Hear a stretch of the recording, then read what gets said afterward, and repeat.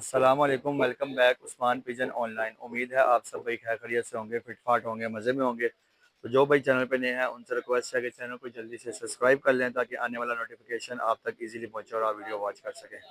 जी दोस्तों, आज एक बहुत ही ज़बरदस्त पर्सनैलिटी के पास हम मौजूद हैं और बहुत ज़बरदस्त उस्ताद हैं। और सेटअप से आपको आइडिया तो हो गया होगा, आप दोस्तों पर आपको अपडेट भी दी थी। आज हम मौजूद हैं उस्ताद मलिक मुबशर खोखर साहब की छत पे और चैत्र का ये चौथा इतवार है और इधर आए थे उस्ताद जी का इंटरव्यू भी करना है। तो उस्ताद जी की कपों में एंट्री वगैरह थी। आलमोस्ट लाहौर के सब कपों में उस्ताद जी की एंट्री है। तो उस्ताद जी की अभी तक की अपडेट ये है, ये अभी 2 बजे अपलोड करूँगा वीडियो। अभी तक की अपडेट ये है कि उस्ताद जी का 12:15 बजे पहला परिंदा बैठा है और बाकी दूसरा आया हुआ है। 2 नज़र आ रहे हैं तो बाकी 4 बंद हैं। तो भाई से भी बात करते हैं और आप दोस्तों को सेटअप भी दिखाते हैं पूरा। तो चलते हैं भाई की तरफ। कैमरा तो ठीक है जी। अस्सलाम वालेकुम। क्या हाल है भाईजान, ठीक है? सर जी अपना नाम बताइएगा। आमिर भाई। आमिर भाई, अभी तक की अपडेट क्या है वो आप अपनी ज़ुबानी में बता दें ज़रा सी। और कितने परिंदे ऊपर हैं पर वो भी बता दें और कितने कपों में आपकी एंट्री है वो भी ज़रा बता दें। भैया लाहौर के सारे कप्पां 'ਚ साडी एंट्री है। अच्छा। ठीक है। अपडेट है कि 12-13 ते पहला बैठा है। ठीक है, 2 नज़र आ रहे हैं अद्ध च, बाकी 4 बंद ने। हाँ जी। उस्ताद जी दा बैठा है जी, केड़ा परिंदा है? ਇਹ ਹੈਗਾ ਲਾਲ ਮੋਤੀ ਵਾਲਾ ਪੱਠਾ ਸਾਡਾ। ਜੀ, ਜੌਂਟੀ ਰੋਡ ਇਹਦਾ ਨਾਂ ਹੈ। ਹਾਂਜੀ। उस्ताद जी अब जल्दी पै गया या गर्मी पै गई? ਵੇਖੋ ਜੀ, ਨਹੀਂ ਕੋਈ ਗਰਮੀ ਨਹੀਂ, ਕੋਈ ਮਸਲਾ ਨਹੀਂ ਹੈਗਾ। ਅਸਲ 'ਚ ਉਸਤਾਦ ਨੇ ਮੈਨੂੰ ਕਿਹਾ ਸੀ ਕਿ ਇਹਨੂੰ ਉਡਾਈਏ। ਮੈਂ ਕਹਿੰਦੀ ਅੱਗੇ ਅੱਛਾ ਉੱਡ ਰਿਹਾ, ਇਹਦੇ ਨੂੰ ਜਿਹੜਾ ਤੰਗ ਨਹੀਂ ਕਰਨਾ। ਤੇ ਇਸ ਤੋਂ ਬਹਿ ਗਿਆ, ਲੇਕਿਨ ਉਸਤਾਦ ਇਹਦੇ ਤੇ ਮੁਤਮਿਨ ਨਹੀਂ ਸੀਗਾ। अच्छा, ਤੁਸੀਂ ਹਾਂ ਬਣਾਇਆ? ਹਾਂਜੀ, ਮੈਂ ਉਹਨੂੰ ਕਿਹਾ ਸੀ ਕਿ ਇੰਜੀ ਪਾਈਏ, ਫੜਕਾਂ 4-5 ਵਜੇ ਦੀਆਂ ਦੇ ਰਿਹਾ। ਉਹਨੇ ਰਾਤੀ ਖੁੱਡੇ 'ਚ ਵੜਿਆ ਮੈਨੂੰ ਕਿਹਾ, ਉਹਨੇ ਕਹਿੰਦੇ ਮੇਰਾ ਦਿਲ ਨਹੀਂ ਮੁਤਮਿਨ ਹੈਗਾ। ਮੈਂ ਕਿਹਾ ਸਾਹ ਜੀ ਮੈਂ ਮੁਤਮਿਨ ਹਾਂ, ਤੁਸੀਂ ਪਾਓ। ਤੇ ਉਹ ਭਾਈ ਬਹਿ ਗਏ। ਲੇਕਿਨ ਉਸਤਾਦ ਨਹੀਂ, ਤੈਨੂੰ ਪਤਾ ਫਿਰ ਸਾਡੇ ਨਾਲ ਤੇ ਨਹੀਂ, ਉਹਨਾਂ ਦਾ ਦਿਮਾਗ ਬਹੁਤ ਹੈਵੀ ਲੈਵਲ ਦਾ ਦਿਮਾਗ ਹੈ ਜੀ। ਨਾਲੇ ਉਸਤਾਦ ਜੀ ਹੋਏ, ਕੋਈ ਗੱਲ ਨਹੀਂ, ਉਹਨਾਂ ਕਦੀ ਇਸ ਬਾਰੇ ਨਹੀਂ ਕਿਹਾ ਹੈਗਾ। ਲੇਕਿਨ ਉਹ ਇੰਜ ਕਹਿ ਕੇ ਤੈਨੂੰ ਮੈਂ ਰਾਤੀ ਮਨਾ ਕੀਤਾ ਸੀ ਕਿ ਤੂੰ ਫੇਰੇ ਪਵਾਤਾ ਪੱਠਾ, ਮੇਰਾ ਦਿਲ ਨਹੀਂ ਸੀ ਮੁਤਮਿਨ। ਬਸ ਇੰਨੀ ਗੱਲ ਹੀ ਕਹਿਣਗੇ, ਹੋਰ ਕੁਝ ਨਹੀਂ ਕਹਿੰਦੇ। अच्छा ना, मतलब है कि उस्ताद ਤੁਹਾਡੇ ਨਾਲ मिलजुल के कोऑपरेट करके फिर ही सलाह मशवरा करके जी फिर ही जी, बिल्कुल फिर है ही जी। ਤੁਸੀਂ फाइनल करना है। बहुत अच्छे ने उस्ताद। उस्ताद कोई भी गल बस साडे नाल शेयर करके ही अगे चलते हैं। अच्छा, मैं बहुत सारी जगह ਤੇ ਜਾਣਦਾ ਤੇ ਬਹੁਤ ਸਾਰੇ ਹਜ਼रात है ਕਹਿੰਦੇ ਕਿ ਉਸਤਾਦ ਮਲਿਕ ਮੁਬਸ਼ਰ खोखर साहब जी ਹੈਗੇ ਨਾ ਉਹ ਜ਼ਰਾ ਜਿਵੇਂ ਸਖਤ ਤਬੀਅਤ ਦੇ ਬੰਦੇ ਆ। नहीं नहीं नहीं नहीं, गलत कहते हैं। ਗਲਤ ਕਹਿੰਦੇ ਆ। गलत कहते हैं लोग। जिन्ने अच्छे हो इन्ना शायद कोई घट ही होवे। हर शगिर्द नाल प्यार करना, हर बंदे दी कोई भी डेरे पे आए मेहमान नवाजी करनी।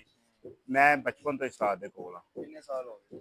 मेरे वालद साहब भी भाई साहब, इन्हां दे वालद साहब सन, उन्हां ने 18 साल गुजारे ने। ते तकरीबन मैं भी वेख लो 20-22 साल गुजारी खड़ा।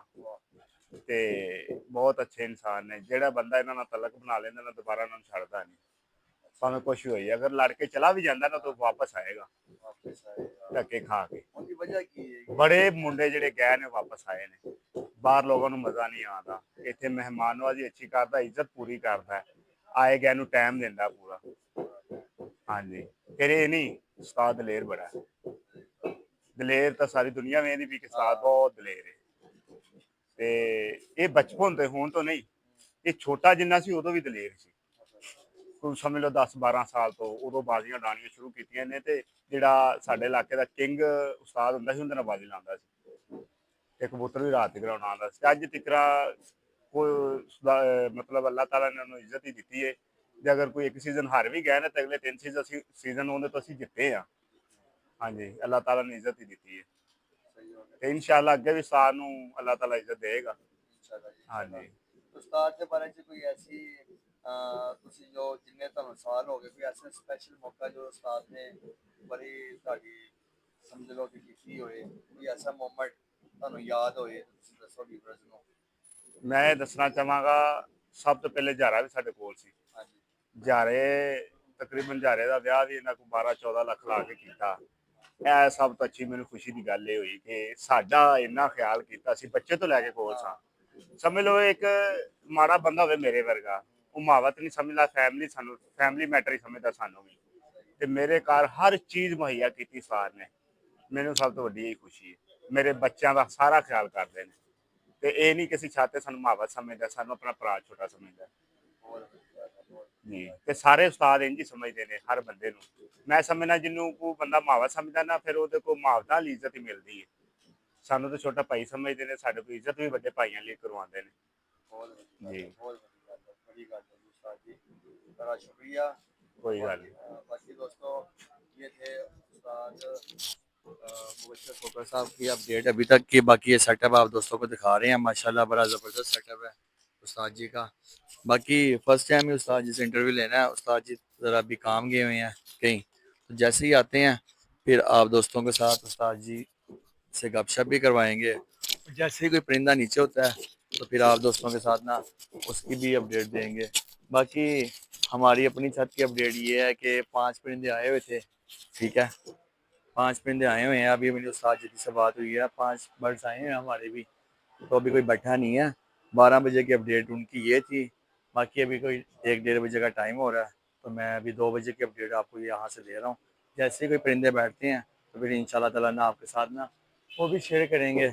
तो मुझे दे इजाज़त। ओके जी, अस्सलाम वालेकुम।